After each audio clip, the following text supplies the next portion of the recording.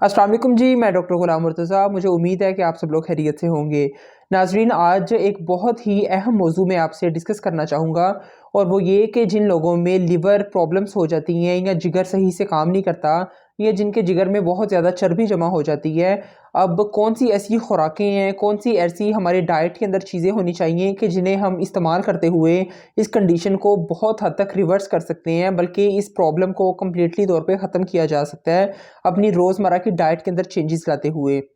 इसलिए मेरी आपसे गुज़ारिश होगी कि आप इस वीडियो को कम्प्लीटली लाज़मी देखिएगा।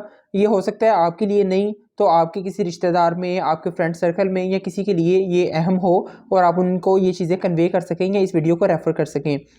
देखिए, सबसे पहली बात तो ये हमें पता होना चाहिए कि हमारे लिवर के फ़ंक्शंस क्या-क्या हैं। जब तक हमें ये चीज़ की अहमियत का पता नहीं होगा, हम इस चीज़ को, इस कंडीशन को ठीक करने की तरफ या अपनी डाइट में चेंजेस लाने की तरफ नहीं आ सकते। देखिए, हमारा जो लिवर है या हमारा जिगर है, इसके 500 से ज़्यादा इसके फंक्शंस हैं जो कि ये हमारी बॉडी में परफॉर्म करता है।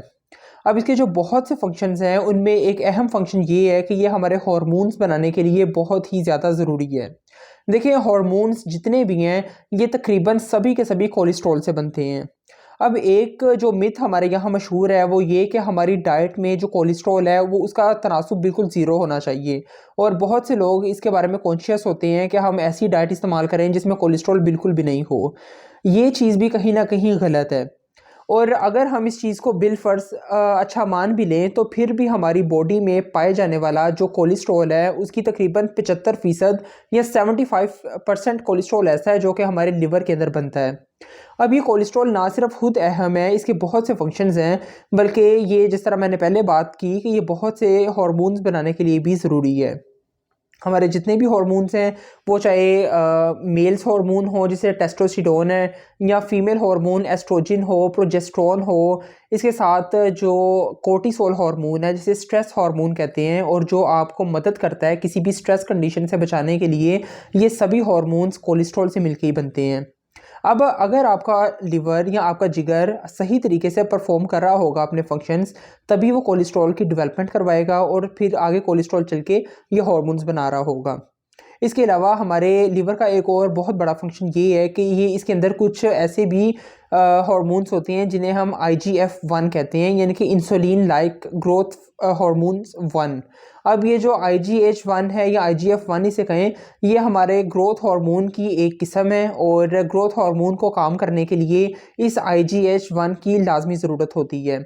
हमारी ग्रोथ को इन्हांस करने के लिए, हम कद बढ़ाने के लिए, बच्चों के अंदर जितने कद ना बढ़ने के मसले होते हैं, वो सभी इस प्रोटीन की कमी की वजह से भी हो सकते हैं। इसके अलावा आपका जो लिवर है या आपका जिगर है, ये एक डिटॉक्सिफाइंग कह लें कि मशीनरी के तौर पे भी एक्ट करता है। जितने भी आपके टॉक्सिन्स होते हैं या ऐसी नुकसानदा चीज़ें होती हैं जो आप खानों के ज़रिए कंज्यूम करते हैं, या जितनी भी मेटल्स वगैरह आपकी बॉडी में जाती हैं, इन सब को लिवर डिटॉक्स करने में बहुत ही ज़्यादा अहम रोल प्ले करता है।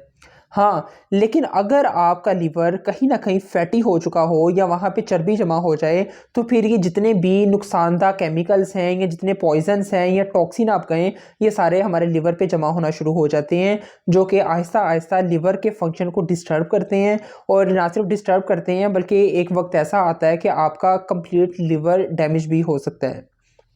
अब हम अपने मेन टॉपिक की तरफ आते हैं कि वो कौन सी ऐसी खुराकें हैं या कौन सी ऐसी डाइट के अंदर ज़रूरी चीज़ें होनी चाहिए, जिनको हम अगर डेली बेसिस पे इस्तेमाल करते हैं तो हम काफ़ी हद तक इस कंडीशन को रिवर्स कर सकते हैं, या हम पहले से ही अगर इस्तेमाल करना शुरू कर दें तो हम आगे चल के अपनी ज़िंदगी में इन मसलों से बच भी सकते हैं।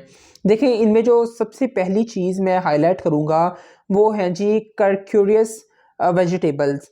अब ये जो आप इसे कर्क्यूरियस कहें या कर्सीफ्यूरियस कहें, ये दोनों इसके नाम होते हैं, और ये जो वेजिटेबल्स हैं या ऐसी सब्जियां, इनमें होता क्या-क्या है।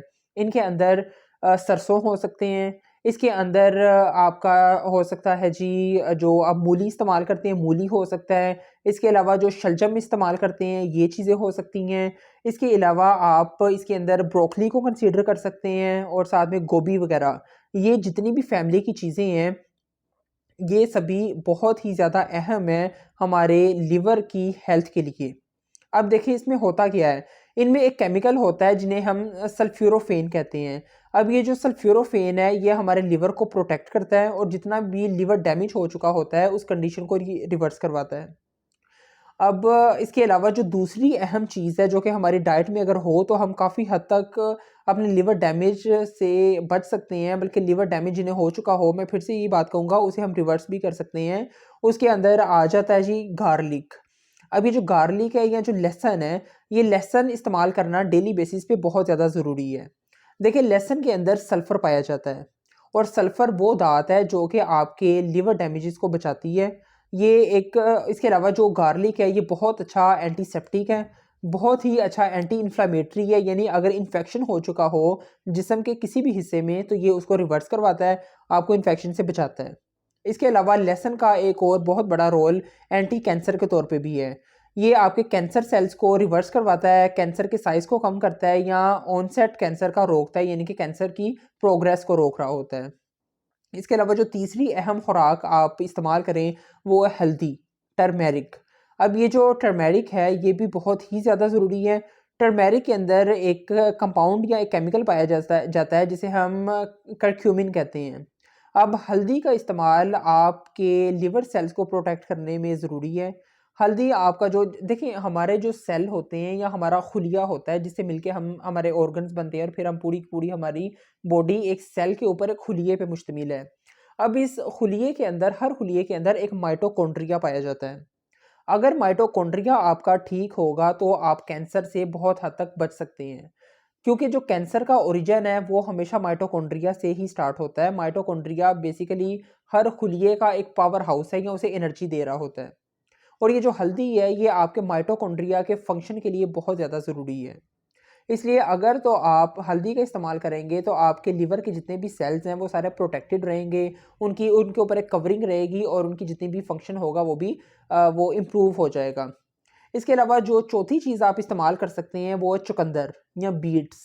اب دیکھیں جو چقندر ہے یہ بہت ہی زیادہ ضروری ہے آپ کی لیور ہیلتھ کے لیے، آپ کی سکن کے لیے، اور آپ کے جتنے بھی میٹابولک فنکشنز ہیں، آپ کی باڈی میں جتنے بھی ہارمونل پرابلمس ہیں ان میں بھی یہ بہت اچھا ہوتا ہے. اب کئی لوگوں کا کنسرن یہ ہوتا ہے کہ جو چقندر کے استعمال سے ہمارا جو بلڈ شوگر ہے وہ زیادہ ہو سکتا ہے. تو دیکھیں یہ لازمی بات ہے، اس کے اندر شوگر پائی جاتی ہے، اس میں کوئی شک نہیں ہے.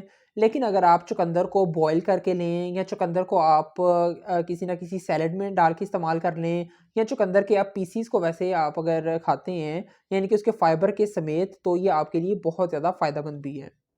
اس کے علاوہ جو ایک اور بہت ہی آپ استعمال چیز کر سکتے ہیں جو کہ آپ کے لیے فائدہ مند ہے وہ مشرومز ہیں. مشروم یا کھمبی وغیرہ جسے عام لینگویج میں کہا جاتا ہے، یہ بھی استعمال کرنا بہت زیادہ بینیفیشل ہے. مشرومز کے اندر بھی اینٹی کینسر پراپرٹیز ہوتی ہیں. مشروم آپ کی جو لیور فیٹ ہے اس کو ریورس کرواتا ہے، آپ کے لیور کو ڈیمیج سے بچاتا ہے، اور جتنی بھی اس کے اوپر فیٹ وغیرہ آلریڈی جمع ہوئی ہوتی ہے اس کو یہ آہستہ آہستہ ڈیگریڈ کرواتا ہے. تو یہ کچھ بہت ہی کامن پائی جانے والی خوراک ہے جو کہ تقریباً ہر جگہ پہ یہ دستیاب ہے، نہ صرف اگر آپ بات کریں پاکستان کی، انڈیا کی، بلکہ through out the world. Mushroom, avocado, اس کے علاوہ یہ بیٹس اور گارلک یہ پوری دنیا میں استعمال ہوتے ہیں، بلکہ یہ ہماری اسٹیپل فوڈ کا ایک حصہ ہے. تو اگر ہم ان چیزوں کی طرف دھیان دیں، ہم اپنی ڈائٹ کے اندر ان چیزوں کو ڈیلی بیسس پہ استعمال کریں، سیلڈ کے اندر انہیں استعمال کریں، کھانوں میں استعمال کریں، تو مجھے امید ہے کہ ہم کافی حد تک آگے چل کے لانگ ٹرم ایک کہہ لیں کہ ایک سینیریو میں اپنی لیور ہیلتھ کو بچا سکتے ہیں، اور جن میں آلریڈی یہ پرابلمس ہوں ان کے لیے تو یہ بہت زیادہ بینیفیشل ہے ہی. دعاؤں میں یاد رکھیے گا. مجھے امید ہے کہ آپ کو اس ویڈیو سے بہت سی انفارمیٹیو باتیں حاصل ہوں گی. چینل کے ساتھ آپ جڑے رہیں، اور چینل کو ابھی تک اگر آپ نے سبسکرائب نہیں کیا تو کائنڈلی وہ بھی سبسکرائب کر دیں تاکہ آپ کے لیے اور بھی زیادہ بینیفیشل ویڈیوز آ سکیں. دعا میں یاد رکھیے گا.